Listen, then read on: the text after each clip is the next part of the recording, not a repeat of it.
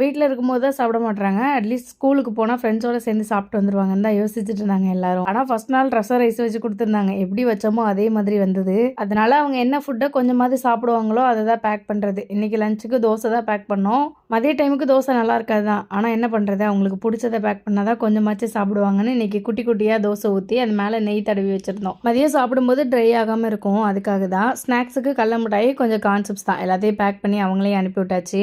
எப்ப பார்த்தாலும் தான் வீட்ல குளிச்சிட்டு இருக்கோம். ஊர்ல இருக்க வரை குளத்துல குளிக்கலான்னு இன்னைக்கு குளத்துக்கு போயிருந்தேன். போய் கால கீழ வச்சதுமே அவ்வளோ மீன் கடிக்க ஆரம்பிச்சிச்சு. இன்னும் மீன் பிடிக்காததுனால ஃபுல்லா மீன் தான். குளம் ஏலத்துக்கு எடுத்துருக்கிறதுனால எந்த மீன்லாம் பிடிக்க கூடாது. சும்மா நாங்க ஆசைக்காக ஒரே ஒரு மீன் மட்டும் குட்டியா பிடிச்சிட்டு அதையுமே தண்ணிக்குள்ளே விட்டுட்டு வந்தாச்சு.